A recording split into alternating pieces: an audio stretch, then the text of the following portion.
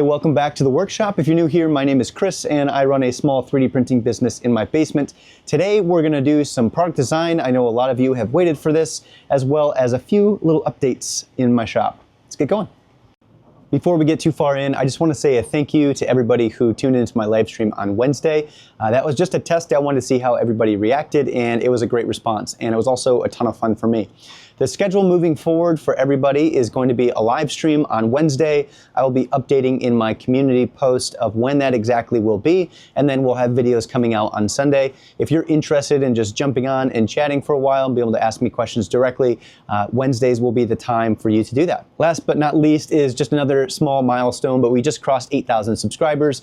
Thank you to everybody who's supported me along this journey. If you like what you see here, consider liking and subscribing. On to some product design like I have promised for all of you. Today we're going to be doing a solution to improve my workplace efficiency, make things a little bit cleaner for myself. One of the products I like to use is this Scotch cushion lock. Now, I am not sponsored or anything like that, but I just enjoy the design. I like the fact that it's like a roll of paper and it accordions out when you pull on it, so you can pack material with it, and then this can be recycled. Pretty cool, and they do come in these handy boxes, which is okay, I guess. But when you get to the end, you can see that if you pull on it, the whole box is coming with it. So when I'm packing orders, it actually comes pretty inconvenient to try to finagle this as I'm trying to roll a product up in it. What I would like to do is design a system that mounts right to my desk here, so I can just pull it, it will come out from the bottom, but it needs to be able to adapt to the width and the amount of the product that is left. For a better explanation, let's go through exactly kind of what I'm thinking.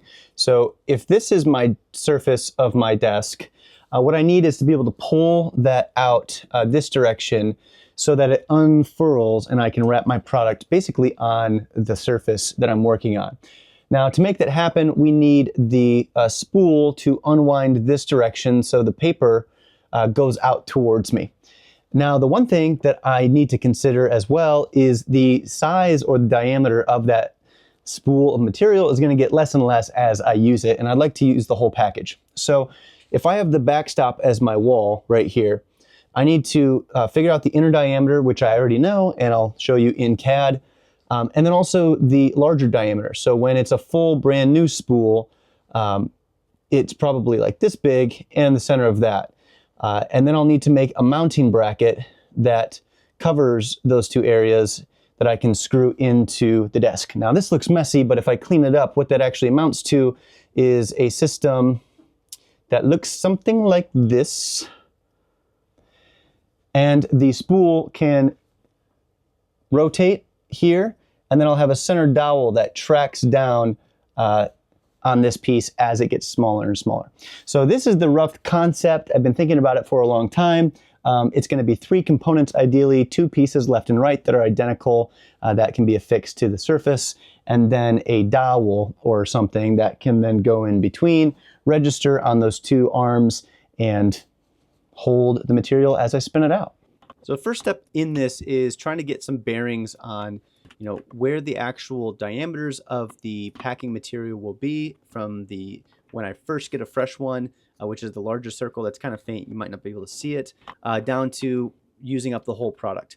From there, I can basically just start to outline what I drew on the board and then start to refine it and actually think about the mechanical pieces and how everything's going to fit together when using this product. I always get the question of how do you come up with ideas, and I think this is a great example. This is something that's really bothered me for the past year, and only now am I starting to address it.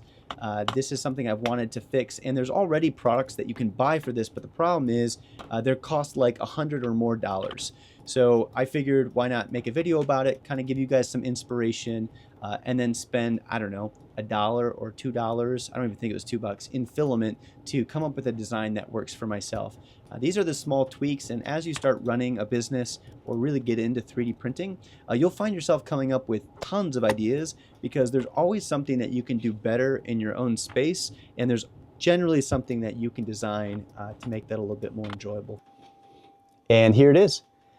When I'm doing product design, this is not like the finished thing, right? So a couple things and reasons why I would print something halfway through the process is to, number one, test fitment of the parts. So these actually fit, but I can tell they're still a little bit stiff. So I'll go back and give them another 0.1 or 0.2 millimeters, and that will give it the play, because I want this just to roll down on its own.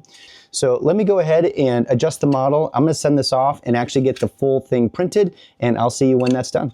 Back in the workshop, and I had a couple deliveries while I was gone, so I'm gonna get this unpacked. Got it set up, now it's doing some calibration and testing. You can see it actually fits nicely on there, just enough room to open the lid, and maybe one day down the road, I can swap this guy out with a bigger printer. Now, just to fill everybody in, no, I technically don't need the capacity right now. I have some products that I would like to start designing, and some other reasons why I needed the bigger print bed. All right, and the print finished. So the length of this, which I knew going into it was gonna be longer than the print bed, and especially if you have an A1 Mini, I printed this on my new P1S, but the dovetail works great. I think I'll probably do a version 3 where I'll actually create in 3 segments and actually put some threads so it locks in nice and tight. But let me go ahead and get this put in over on my other desk, and then we can test out how it works. All right, so here it is in action. I've got the piece of paper on there, and you can see this slides right in. One thing I will say is with any product that you design, it really comes down to testing. So I can already see there's a few things here. There's not really any resistance, so I'll still have to pull on the material to make it accordion and actually spread out for packing purposes. But now I don't have to worry about the box sliding off the table. So overall, I think this is actually a really good version 2, I suppose. It takes very little filament overall, and definitely makes my workspace a lot cleaner and will be easier to use down in the future. The other order I made was more filament. So just a bunch of black refills and then some other colors. I've got another filament here, which is the new support filament that they've released. I'll be doing some testing with that in a future video. And then I actually need to purchase more filament. They're out of white and yellow, but I'll do that in a few days when they're back in stock. If you made it this far, thanks again for sticking around. I hope that was a fun experience and got to see a little bit behind the scenes on how I design products.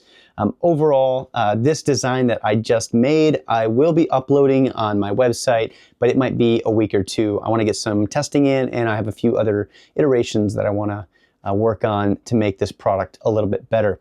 The new schedule going forward is I'll be doing a live stream on Wednesdays. I'm not entirely sure of what time works best for everybody or myself, so I will be posting when those live streams are going to be happening on the community tab. If you're interested in like what you see here or want to participate in those live streams, make sure to like and subscribe.